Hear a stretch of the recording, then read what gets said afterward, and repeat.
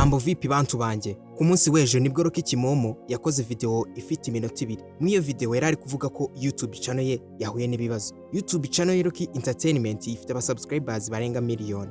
Yavuze ko yahuye n'ibibazo ndetse badateganya kongera kuyikoresha vuba cyane ko yari arimo arangira abakunzi be ko bajya gusubscribinga ku yindi channel yitwa Kimomo News. Abantu bose haba abakunzi be ndetse n'abanyarwanda bose muri rusange bose bahise bagira ubwoba bibaza icyabiteye. Ariko byose byarukubeshya. Nta kibazo na kimwe YouTube channel ya Rocky ifite. Ndaza kukubwira n'impamvu yakoze video y'iminota 2 ndetse n'impamvu yahise ko yigaragaza kuri kamera. Hari n'abagiye babyitiranya haba aba content creator bagiye batandukanye bagenda babigereranya bavuga ko byatewe n'intambara yo muri Congo, ariko ntago ariko kuri. Channel ya Rocky ni nzima. Wakibaza ati rero bimeze bite? Ubundi reka tubanze duhere kw'icyo kibazo cy'intambara yo muri Congo.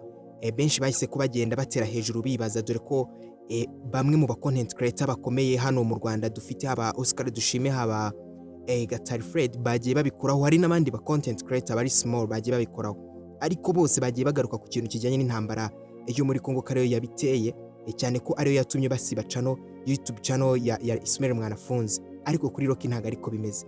Ubundi kugira ngo Congo igire ikibazo ku ma YouTube channel mu Rwanda byatewe anura muto 23 bawushinja ko ushyigikirwa n'u Rwanda. Congo rero yaragiye kuri station ya YouTube yishyura amafaranga atagira ingano, nakavagari k'amafaranga menshi cyane. Ivuga ko hari aba YouTubers benshi bo mu Rwanda bashyigikira uwo mutwe. YouTube rero cyane ko nayo idashyigikira ibintu nk'iyo, bayihaye ibiceri byinshi irangije itangira gusiba ama YouTube. Gusiba yahere ku ba YouTubers bari small, ndetse benshi bagiye kumenya ukuri nyuma. Ama YouTubers menshi baragiye barayahanagura, abenshi batangira kumenya ukuri bageze kuri ma YouTube channel strong, bya bifi binini ariho bageze. Icyo gihe rero niho banasibiye YouTube channel ya Ismail Mwanafunzi, nubwo mbere yaho bari baratangiye. Ariko ubundi ikindi kintu YouTube itagikora no gusiba itagwaye integuza. Mbere yuko isiba YouTube channel irabanza ikaguha integuza. Mwanafunzi rero baje kumusibira YouTube channel kuko nabare baramuhaye integuza, ariko abirengaho akomeza kwa prodinga, akomeza kubivugaho. Nuko YouTube channel Ismail Mwanafunzi yagiye. Hari nandi ma YouTube channel menshi cyane ndashaka kugaruka yagiye mw'ubwo buryo, ariko andi atarabirenzeho akongera akagerageza, kuko ibihano bigiye bitandukanye n'ibihano wagiye ukora. Yuko YouTube igenda itanga amanota, ibikorwa byose igenda ukora igenda igwa amanota.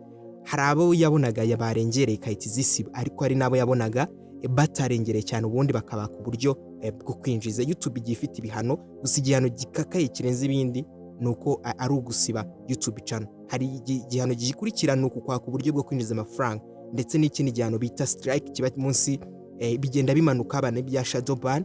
Byose ni ibihano YouTube igenda itanga. Bakimara rero gukuraho ayo ma YouTube channel byahise ko bitangira gutera abandi shock. Abandi babahereza ama warning, barababwira ati mugene musibe zira video. Niba mukurikira YouTube channel ya Mutescovia, zira video zose yaragiye arazihanagura. Niba mwakurikiraga Rocky koko mu by'ukuri, channel ya Rocky nayo yaragiye ahanagura video. No kuvuga ko Rocky nta kibazo YouTube channel ifite, kuko n'ikimenyimenyi benshi bagiye bavuga ati uko bisa kose bamaze kumwaka monetize afunguye iyindi YouTube channel, ariko ntago ariko bimeze. Hano ndagira ngo muri kwabona amafoto. Byansabye kwifashisha urubuga rutambeshye, nanze kwirwa nifashisha social bread, kuko social bread ari gihe itenguha umuntu ugasanga yeretse umuntu amakuru adahagije, cyane ko social bread buri irateganya ntago yerekana amakuru ya nyayo, ariko urubuga nakoresheje rwanyeretse amakuru ya nyayo. Tugikubitamo link ya YouTube channel ya Rocky, batubwiye ko channel cyambere cyo iri monetized. Hari uburyo channel ishobora kuba monetize ariko itakira ama ads amwe namwe ari hasi, ariko hano baratubwira ati advertising status are active. No kuvuga ama ad yose ari active, ndetse naha baravuga ko ifite 95 kujana, kugira ngo 95 no kuvuga nyine mu byakora biri verifie nyine byemewe, mbega biri 95. Tugakomeza tukareba ibyo byose, haba restriction ntayo, age restriction nta bihano yigeze ahabwa, bijyanye n'imyaka se, kategori ye urabona ko yanayihinduye yashyize muri science and technology. Ku bantu bamukurikiraga ubundi Rocky yahoze muri entertainment, niho channel yabaga location bari muri United States. Video hano rero murabona ko batubwira ko afite video 800. Ubundi Rock yagiraga video zigeze mu cyabiri. Murumva video yagiye akuraho, yarabikoze azikuraho cyane ko rero amaze no kubikuza buri amafaranga ya video bagiye bakora zira zo muri Congo. Baza kubona ko bakosheje nyine bitewe na Congo ibyo yakoze, batangira kuzihanagura. Ubundi YouTube channel yakreatinzwe muri 2019 uko mubibona. Uru rubuga rwo ntago rubeshya nka social blade kuko ubundi rwo rukwereka ukuri kwa nyako. Nkuko mubibona rero akimara guhindura muri kategori muri science and technology, bakwereka ko byibuze ashobora kwinjiza cyangwa se kuva 2019 ashobora kuba yarinjije byibuze hafi miliyoni y'idolari, no kuvuga hafi billion y'amafaranga y'u Rwanda arenga hafi billion zigera muri zingahe zose. Ariko hano baba bari estimating bagereranya, kuko hano bakavuga ngo CPM cyangwa se cost per mail cyangwa se ni amafaranga bamamaza bishyura.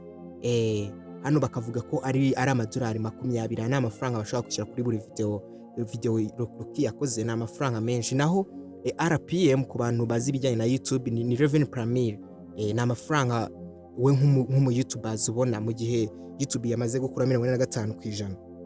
Hano bavuga ko ari dolari 11 kuri buri views igihumbi nkuko muri kubibona hano rero. Sasa byagiye bitera rero bamwe kwibeshya bakavuga ko channel ya Rocky ishobora kuba ifite ibibazo, ariko mu by'ukuri nta bibazo ifite. Mubonye ko nta kibazo cy'imyaka yahawe se ibihano, ndetse iracyari na monetize, icyo n'amatangazo yewe iracyaco n'amatangazo. Ariko ubundi wakibaza kuki Rocky yaje kuri kamera. Impamvu YouTube imaze igihe itangaje ivuga ko aba YouTubers bose bagomba kuzigaragaza uko byagenda kose kugira ngo imenye ko badakoresha ama AI. Hari ibyo byagiye bivuga, mwagiye mubona abenshi bahita baza, mwagiye mubibona benshi baraje bagiye batandukanye. Hari n'abandi bakiri kuza ubu ngubu, urugero n'abayo yaje mu bijyanye no kwigaragaza, ariko ni benshi mwagiye mubona na video ze zabanje za Rocky yarigaragazaga.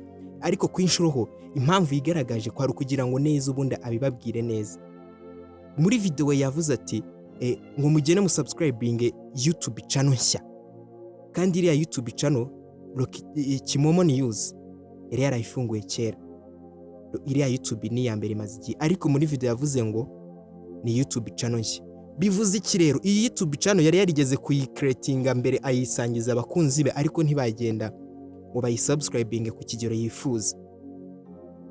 Mu Rwanda murabizi kugira ngo usore indirimbo cyangwa se iyo ushaka gukora akantu nyine karenze bisaba gukora prank. Rocky nawe twavuga ko ari prank yakoze kugira ngo iriya YouTube channel ye nayo ihite ko iboostinga cyane. Birumvikana yashakaga kugira YouTube channel ebyiri, cyane ko ashobora kuba ashaka gutandukanya ibintu, dore kandi nabyo YouTube bitegeka. YouTube ivuga ko ugomba gukora ikintu kimwe, ni category, ni bijyanye na category. Ushobora kuba wenda uvuga kuri politique, iyo YouTube channel ya politique ntabwo yemere kuyizana ibya entertainment, cyangwa se ashaka kubitandukanya. Mbega niko twahita tubivuga mwaka kanya. Mu gukora video y'iminota 2 ubundi bihagije kugira ngo ubwire abantu ikinyoma.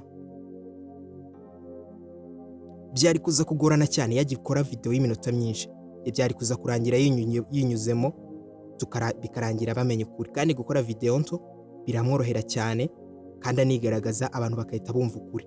Ibaze ko nanjye ukuri nakumvishe, jya muri comment bitewe n'urukundo afite mu bantu, nanjye ndamufana. Mugendere mushyigikire Rocky kwiriya channel, ariko muzi ko YouTube channel ni ya mbere ihari nkuko mwahise mubibona. Nta mwanya waciyemo yese ko yongera postinga hindi video. Ese YouTube channel yabagize ikibazo ko kwifite ikibazo akongera agacishaho hindi video? Icyo nacyo ni ikindi kintu ugomba kwibaza. Ibyo bintu rero ndagira ngo mbibasobanure neza. YouTube channel ya Rocky Entertainment ku content creator bagiye bibeshya cyane, ntago ariko bimeze, nta kibazo ifite, ahubwo nuko ashaka kuboostinga n'indi YouTube channel. Kandi nk'umuntu mwakunze, nk'umuntu mwahoze mushyigikira kwiriya YouTube channel ya mbere akagira aba subscribers 20, ntago ari ibintu bigoye kugenda kumushyigikira. Nubwo wenda yashatse gukora prank, mwagiye mubona n'ibitangazamakuru bigenda bibigaruka ngo ati YouTube channel ya Rocky yagize ikibazo, benshi bakongera bakayisura bakajyayo bakareba subscribing ku iyo ngiyo, byahise byongera n'umuvuduko kurenza ko yabikoze bwa mbere. gusa rero ukuri kwaruko narimbazaniye. Niba rero uri mushya kuri umuyoboro wacu wa Canada Official, icyo ngusaba ni ugukanda subscribe, ugafungura inzogera, ukibuka no gukanda like. Jye nitwa DJ Wakanda Famous. Ndabashimiye.